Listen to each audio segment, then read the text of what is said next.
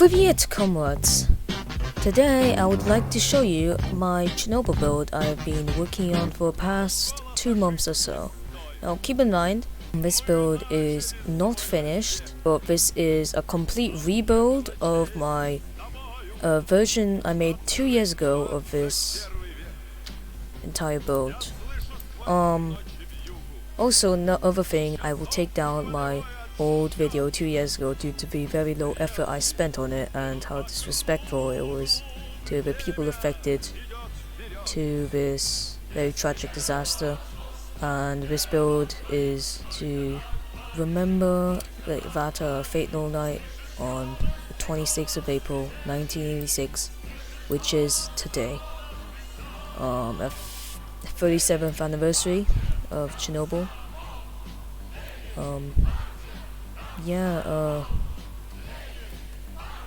Other thing, this build will mainly focus on the nuclear power plant itself. I could not finish the control room in time, but I'll do my best to explain the events which have happened. Anyways, let's get back in the video and I will show you my build. So first off, the outside.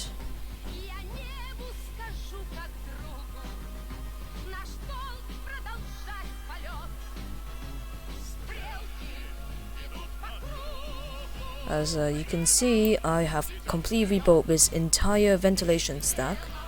I have elongated this entire build. I have also moved it up so I can, make it bigger. So this part is more that side, so there's more room for the actual reactor itself. And move this part a little bit that way, and just made everything bigger so I can fit most of the things as well. I do have a couple of questions though, even though I'm trying to show them off my build. I would like to know what these things are for. See these? I should probably delete these signs, You see these? See these? I would like to know what they do. Anyways, let's get into the golden corridor. As you can see, this is way better than my old version. Completely rebuilt the entire thing. This entire thing is actually, these stripes are made out of gold actually. I'll put a reference image right here. Right. Let's keep going. So here's control room 4. Let's go inside. So, this took me ages to build. Trust me, this took me absolutely ages to build, and this is what I meant by this entire thing is not finished. As you can see, I've only built mainly like 40% of the entire room. But this is as much as I could do. I normally tend to focus on the detail. I made working rotating switches. It's quite interesting. So look. Why is it not working? Yeah, look. It's working. And look, this if you're wondering how I did this, it's really simple. This is a servo connected to an anchor block or something like that. I had to move it using a piston so it wouldn't get, stuck with a lever of a switch. And then you have this anchor thing connected to this, so this moves, and then you got a little line here connected to the top part of the switch, and then it just flicks like that. So anyways, this is unfinished A desk, this is P desk, and this is T desk, I believe. Correct me if I have these control desks wrong, but these are for turbines, I believe. These are for pumps and other things, and this is for like operating the actual reactor itself.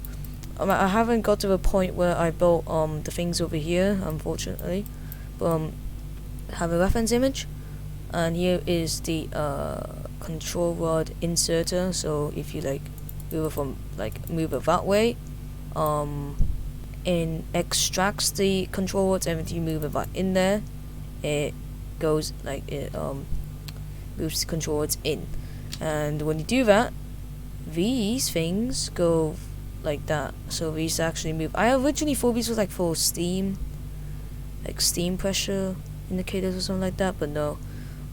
These are the control word indicator things. I'm not too entirely sure what they are, but I believe these are MRPAT system. Correct me if I'm wrong. I did a lot of research on this, but there's a lot of conflicting reports on all of these instruments, so I can't be sure what's right and wrong. But yeah, that's the control room. Also, this door is just, it works by just a normal. If you're wondering how this door works, it just works as a servo. No, that's a piston. Right here, yeah, servo, and yeah, and then there's a switch here. Use up, and then you can go in and stuff, and then it automatically closes. Over here we just got the back of the control room. I have not got to build all this stuff. Oh yeah, about this, and if you're wondering why it has like neon blocks and stuff on it, basically I made it to work so when you have all the systems correct in place, it will automatically, so when you press the AZ5 button, all the AZ rods and all those type of rods go inserted right in the reactor, and then all of these light up to indicate all the rods going inside. I made it originally work, but somehow just everything fell down, and I just couldn't be bothered to rebuild the entire thing. Yeah, unfortunately. But that is the control room, and I'll put a reference image right here for the back of it. Oh, it's supposed to look like, but yeah, that's about it. So, oh yeah, other thing. There's a little unfinished Kino reference here. You know, just to show you. Yeah, just a little Easter egg thingy. But that might be a reference to what video I might do next, or possibly soon. Here's the I should be building like a door here, but now let's get to the reactor. Right, I just adjusted my mic, so I just realized the mic issues. So I hope this is better. Anyways, let's get back to the reactor. So right, let's go. So yep, the stairway should just keep going up, but we go here, and then we keep going over here. I tried making a working elevator, but it kind of failed, like very badly, extremely badly. But whatever. Alright, so as you can see, it's very unfinished, but as soon as you go through here, yeah, this is the reactor door. This is the door to go into the reactor. So as we open this, yep, let's go, close it, and now this is the reactor hole. As you can probably tell, too small. Yeah, it has to be higher, and it's just very small. Also, I know this layout is completely wrong, but I will fix that at a later date. I just had to rush this a little bit. Here is the Auxium refueling / crane machine. I cannot find any images of the inside of it, so you know, just have to build some random things. Another thing, as you can see, this is based on the Kursk NPP Auxium refueling machine due to high quality images. Most of the Chernobyl ones are either from Reactor 1 or 2, and they are very low quality, but I know it's color white and all that, and I cannot finish this correctly. But basically, why there's a refueling machine, and if you don't know, the RBMK 1000 was a very cheap reactor design to construct, and one of its key features was how cheap it was to produce, compared to like compared to Western reactors, and also because it could be refueled during operations. So even when it's creating power, it could still produce it could still be refueled, and that's one of the key benefits of the RBMK. I also got a friend of mine who I would not show due to privacy reasons. Help me build this, some of the wiring, this over here, and yeah, some parts of the flooring and all that. So big thanks to him. But anyways, this is the unfinished reactor hull. Now during this time, I made this quite early on, a month ago or so. Now the reason why I never finished this was because and this also goes for the entire build itself. The reason why I could not have done much more was due to me being quite sick for a while during early April, so I couldn't really do as much as I would have hoped, such as completely finish the control room, especially finish the reactor hull. That was one of my main goals, to finish this entire thing here, and also the turbine hull. And as you can see, the turbine hull is, well, very unfinished. It's barely I got started on anything, but yeah. And so is the outside. I couldn't finish the outside too. I individually made each panel, and trust me, this has taken so many metal blocks to build. I'll show you how much blocks this has.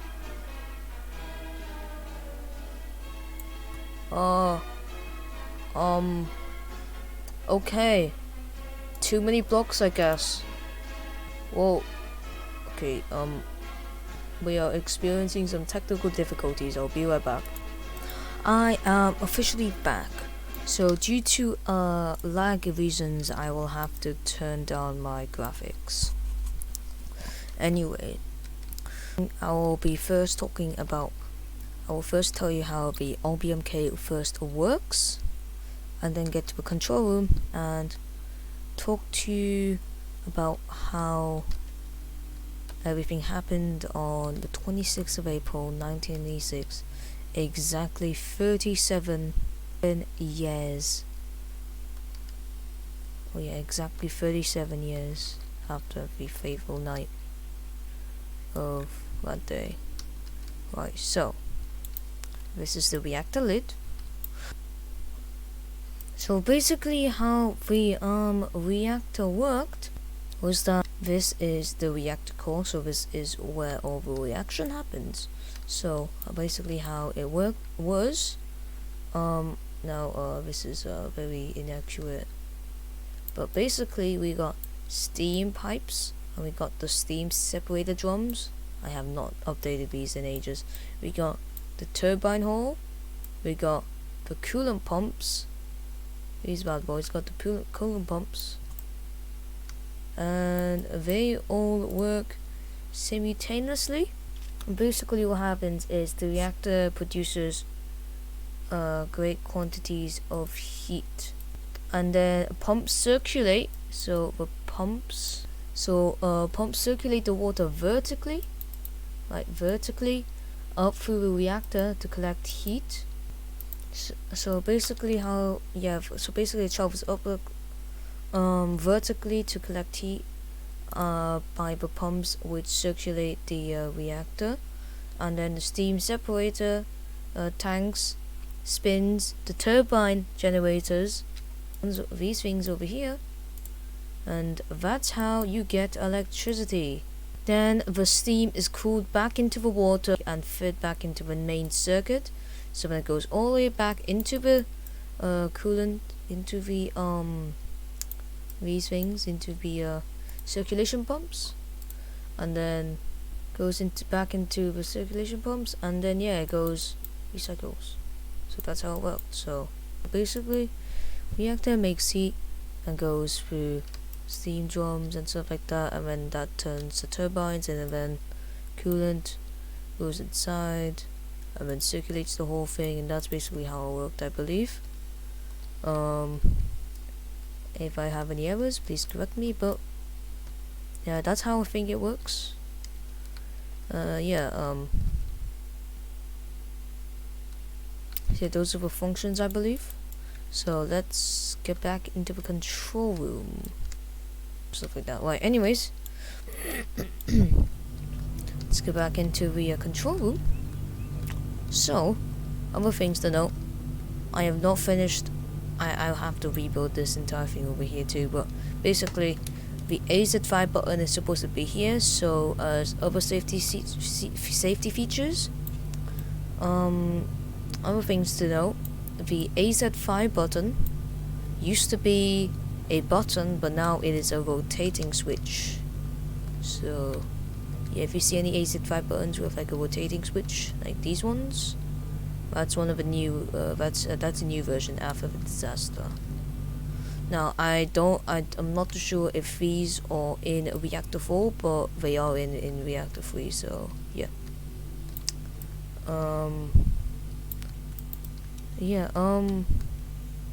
Other things to note, which I forgot to mention, is the reactor was graphite moderated, which is much cheaper. Yeah, it's very cheap. So that's another thing, and the control rods were graphite tipped. So, and the graphite temporarily for a short period speeds up the reaction a little bit, and that's how Chernobyl exploded, because under the circumstances, when I pushed the AZ5 button, you know, the tips reached first, and that accelerated so much that the indicators here got so high that, well, yeah, it could not measure it. Yeah, let's get to how it blew up. The Chernobyl nuclear accident occurred during an experiment to test a way of cooling the core of a reactor in an emergency situation. RBMK reactors, like those in use into Chernobyl, would continue to emit 7% of their thermal output and require a coolant flow of 28,000 liters per hour or something like that. To solve this gap, it was theorized that rotational energy from a steam turbine, so these things, could be used to generate the electrical power required. Analysis indicated that the residual momentum and steam pressure, so in the pipes, analysis indicated that the residual momentum and steam pressure might be sufficient to run the coolant pumps for 45 seconds. So over here, coolant pumps, bridging the gap between an external power failure and full power from an emergency generators. Chernobyl power plant was tested in 1982 and 1985, but the previous test showed that the voltage of a turbine generator was insufficient. The turbine procedure was repeated in 1986 during a maintenance shutdown of the Reactor 4 and focused on the switching sequences of the electrical suppliers for the reactor. The thermal output of the reactor should have been no lower than 700. It could not go on the test requirements. No lower than 700 megawatts at the start of the experiment. A test was approved by the director of the plant, but it was not consistent with established procedures. If test conditions had been as planned, the procedure would have certainly carried out safely. The Chernobyl disaster was caused by attempts to boost the reactor output, which was inconsistent with the approved procedure. The plant had been in operation for around 2 years, with a capacity to ride through the first 60 to 75 seconds of a total loss of electrical power, making it lack an important safety feature. The experimental procedure was intended to run as follows. 1. The reactor was to be running at a low power level between 700 megawatts to 800 megawatts. 2. The steam turbine generators was to be run at full speed. 3. When these conditions were achieved, steam supply for the turbine generators was to be closed off. 4. Turbine generator performance was to be recorded to determine whether it could provide the bridging power for the coolant pumps until the emergency diesel generators were sequenced to start and provide power to the coolant pumps automatically. And 5. After the emergency generators reach normal operating speeds and voltage, the turbine generator would be allowed to freewheel down. Okay. Now let's go to 1:23:04 a.m. where the experiment began. 4 of the 8 main circulating pumps, so you know the pumps over here which I made, I don't think this is where they are located in this area. I think they might be located around here, and also there should be 4 on this side too, but yeah, I can't finish everything. But 4 over 8 main circulation pumps, or also known as the MCP, so MCP main circulation pump, were active. Steam to the turbine was shut off and a rundown of the turbine generators began. So over here is the turbine control desk. This is where the turbine things are. I haven't finished all of these here.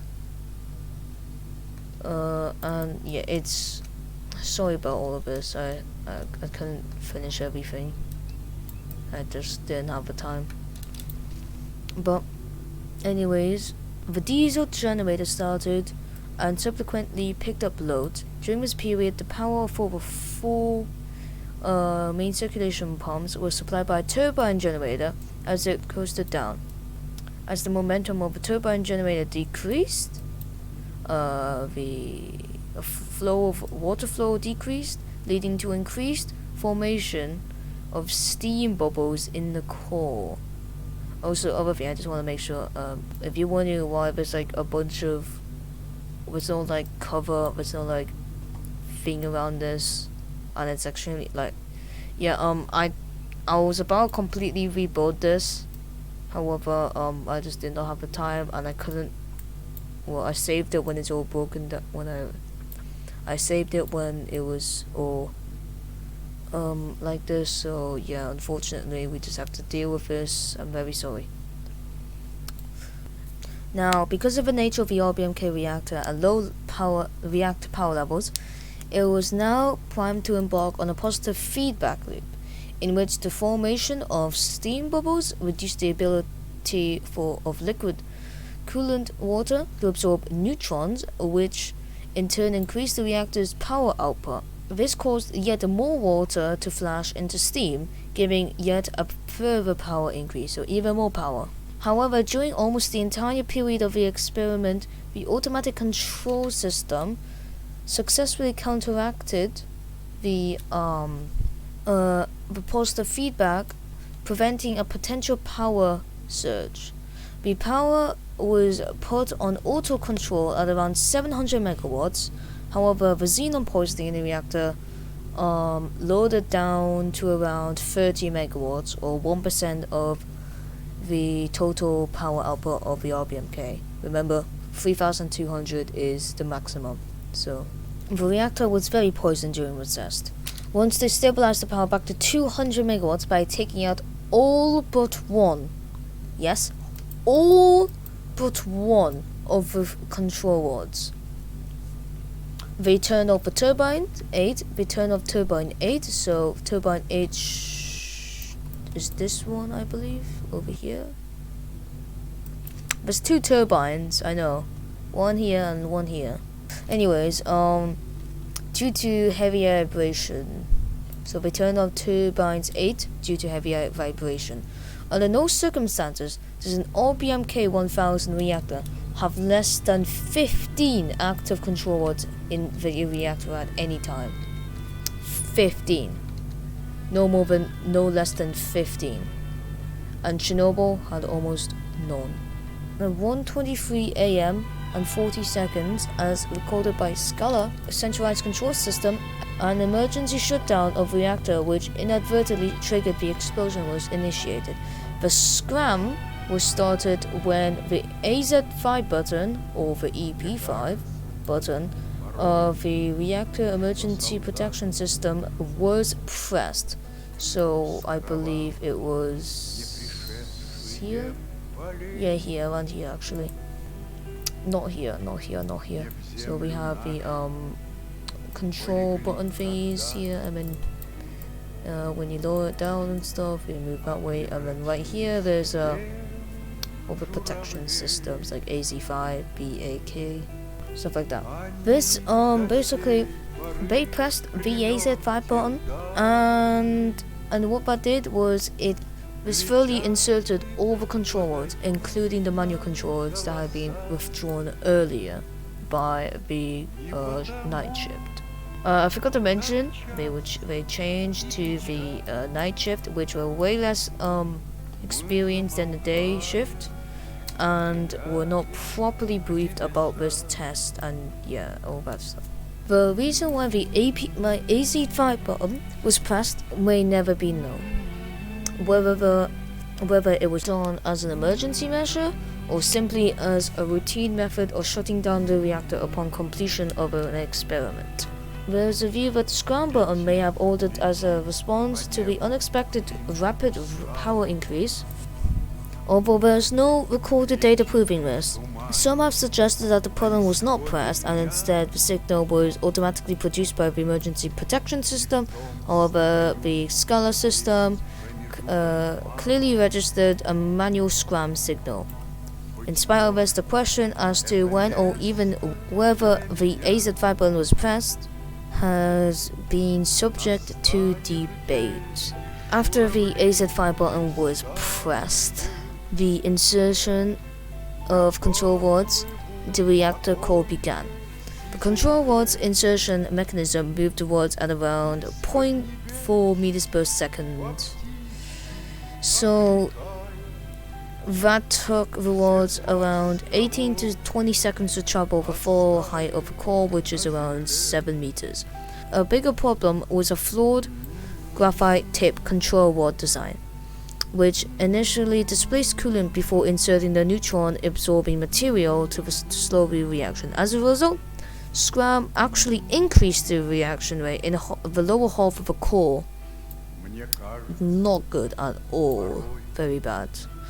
A few seconds later, after the start of the scram, a massive power surge occurred and the core overheated, and seconds later this overheating resulted in the initial explosion.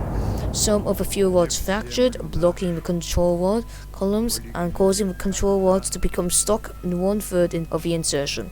Within 3 seconds, the reactor output rose to around 530 megawatts.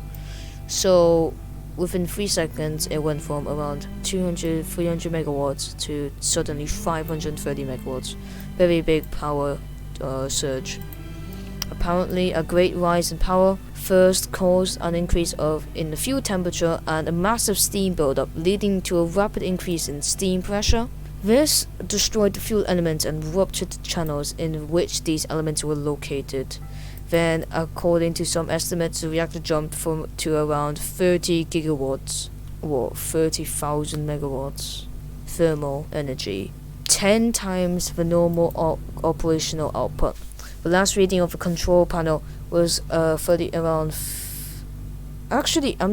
however, I am slightly skeptical of this statement, as I do not believe the indicators could show that much power, as the maximum power the RBMK was designed to generate was 3,200 megawatts, so not sure about that, but some reports say that is what happened.